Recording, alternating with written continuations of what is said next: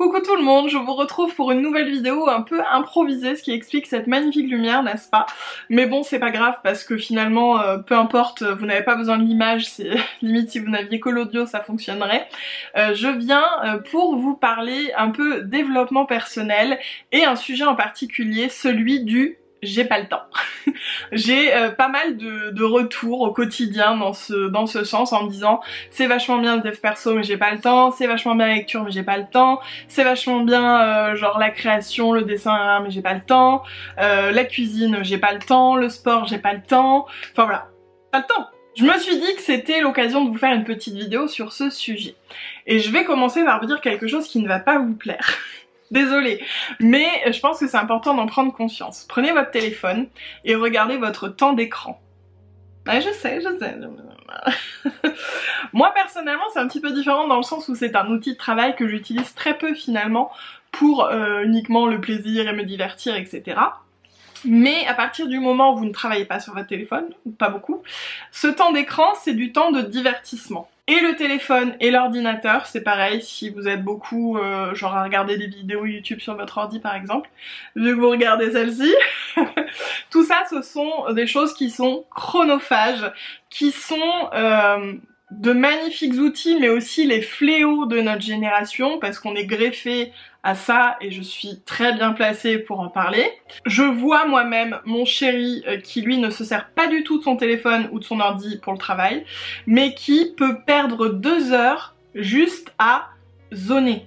C'est-à-dire à passer de truc en truc et Instagram et Facebook et les vidéos et machin et après il se dit j'ai rien fait là, j'avais du temps, j'ai perdu du temps. Donc vous voyez, j'ai pas le temps, finalement on l'a, mais on le met pas forcément là où il serait utile.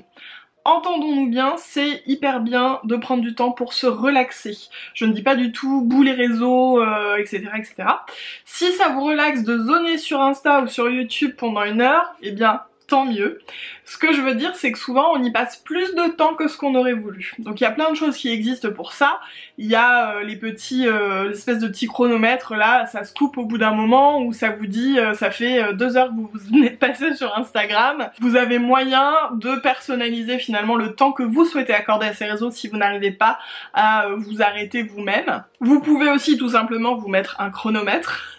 Mais je suis pas là pour diaboliser comme je disais les réseaux et tout. Ce que je veux vraiment vous faire prendre conscience d'ailleurs, je lis lapsus, en début là de cette vidéo, c'est que vous avez le temps.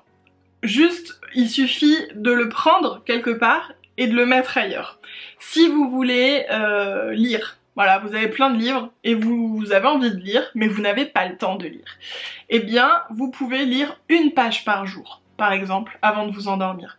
1 page, ça prend, je sais pas, 1 minute. Enfin, ça dépend de la page, mais c'est hyper rapide. Et vous pouvez avoir lu un livre, je sais pas, je me rends pas trop compte, mais en 1 mois, 2 mois, enfin voilà, si vraiment vous y tenez, c'est possible. Vous pouvez écouter des audiobooks, par exemple, pendant votre trajet en métro, si vous prenez le métro. Vous pouvez écouter vos livres, vous pouvez écouter des conférences, vous pouvez écouter des documentaires, enfin voilà, si c'est ce qui vous intéresse. Par l'audio, ça permet de libérer les mains, par exemple en cuisinant, ou voilà, vous pouvez écouter des choses qui vont vous enrichir. Ça peut aussi être de la musique, encore une fois, je ne crache pas sur le divertissement, je vous dis juste qu'il y a moyen de trouver des créneaux pour faire des choses qui vous enrichissent dans la journée, sans forcément graviller trop de temps. Je vous dis pas de faire nécessairement plusieurs choses en même temps parce que l'idéal quand on fait quelque chose c'est d'être à fond dedans même pendant une courte durée pour avoir un meilleur rendement et aussi pour être plus dans l'instant présent. Mais ça peut être une solution pour vraiment les gens qui n'arrivent pas du tout à dégager ne serait-ce qu'une demi-heure sur votre journée et honnêtement je pense qu'on peut tous dégager une demi-heure sur nos journées. Je vais vous dire autre chose qui ne va peut-être pas vous plaire non plus, je suis désolée. Mais si vous regardez le temps que vous passez à regarder la télé, à regarder Netflix, à regarder des séries, à regarder, je sais pas, enfin des divertissements, des choses qui vous divertissent, on est vraiment que sur le divertissement, eh bien vous pouvez couper sur ce temps. Par exemple, regarder la télé 1 soir sur 2 et 1 soir sur 2 à la place faire du dessin. Voilà, si vous avez envie de faire du dessin. Vous pouvez regarder moins longtemps. Par exemple, si vous regardez des séries, vous pouvez regarder qu'un épisode et garder le reste du temps pour faire du crochet. Je sais pas, enfin faire ce que vous voulez. Pour faire du yoga, pour faire de la méditation, pour faire de la couture, pour faire... je sais pas, pour créer un blog, voilà, pour ce que vous voulez. Et pour ce qui est de la cuisine, je suis bien placée pour en parler également, puisque moi honnêtement, si je pouvais ne pas cuisiner, eh bien je le ferais. Voilà, c'est pas un déplaisir, mais c'est pas forcément quelque chose qui m'épanouit, voilà, c'est juste je me dis il faut que je fasse à manger. Après je sais qu'il y a beaucoup de gens qui adorent ça, mais qui ne trouvent pas le temps, ou alors qui aimeraient manger plus sain, qui aimeraient manger des choses faites maison, mais qui ne trouvent pas le temps. Donc pour ça, je l'ai pas encore testé à 100%, mais il y a notamment la méthode de batch cooking qui est de bloquer 2 heures, ça peut être 1 heure, enfin ça dépend, de votre week-end par exemple, le dimanche soir on va dire, pendant 2 heures vous cuisinez pour toute la semaine prochaine, ce qui fait que la semaine prochaine vous n'aurez pas de temps à prendre pour votre cuisine, si ce n'est peut-être 10 minutes, le temps de faire un truc en dernière minute, de réchauffer quelque chose quoi. Concernant le sport, vous n'avez pas le temps de faire du sport, vous n'avez pas le temps d'aller en salle, vous n'avez pas le temps d'aller courir, vous n'avez pas le temps de faire du sport. Et bien pour ça, il y a une méthode toute simple, d'ailleurs qu'on retrouve dans le Miracle Morning, qui est de se lever un petit peu plus tôt. Ou alors, vous pouvez le caser dans votre journée, mais il faudra grappiller un petit peu de temps. Donc ça peut être se lever un quart d'heure plus tôt le matin, en profiter pour faire 10 minutes de sport. 10 minutes, c'est vraiment pas grand chose de pris sur votre journée. Il y a des séances de yoga sur YouTube de 10 minutes, il y a des séances de cardio de 10 minutes, enfin il y a plein de choses en 10 minutes qu'on peut faire. Vous pouvez aussi, si vous en avez les moyens, avoir un vélo d'appartement et faire du vélo en regardant une série, enfin voilà, il y a plein de solutions pour insérer un peu de sport dans votre quotidien. Évidemment, évitez de prendre l'ascenseur si vous le pouvez, marchez le plus possible, les petites distances, etc.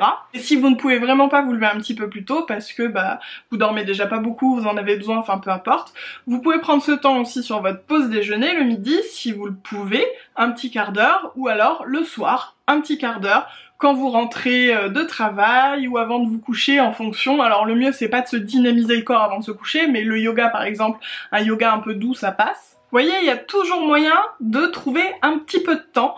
Et en fait, c'est pas la durée de l'activité qui compte, mais c'est le fait de s'assurer qu'on peut le faire.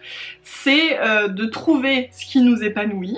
On peut avoir envie de tester de nouvelles choses aussi, hein, et de réussir à l'intégrer dans notre quotidien pour avoir ces 10 minutes pour soi, pour avoir cette demi-heure ou cette heure au mieux pour soi, pour se faire plaisir et faire quelque chose qui nous enrichit et qui nous fait du bien. Parce qu'on a tendance à sacrifier notre bien-être au prix des autres déjà, hein, parce que moi j'en ai pas de famille nombreuse, mais j'imagine que quand on a des bambins qui courent partout, forcément on passe en dernier. Que dans le quotidien le rythme est freiné avec la fatigue, enfin voilà, c'est compliqué de sacrifier entre guillemets son temps de repos et de divertissement pour quelque chose d'enrichissant. Mais c'est quelque chose qui est nécessaire. Même 10 minutes par jour, je vous invite vraiment à essayer de le faire, vous allez voir que c'est hyper épanouissant, ça fait vraiment du bien d'accorder du temps pour son bien-être. Et au final, les autres vous en remercieront parce que vous serez plus ouvert, plus détendu, plus là finalement, et c'est un peu comme en avion, on nous dit que s'il y a un souci, il faut mettre son masque à soi pour pouvoir aider les autres à mettre le leur. C'est la même chose dans la vie, il faut être bien soi-même, prendre un petit peu de temps pour soi pour pouvoir en donner aux autres. Sur ce, je vous laisse, j'espère que la vidéo vous a plu, n'hésitez pas à la partager, et puis moi je vous fais des gros bisous, je vous dis à très vite dans la prochaine vidéo.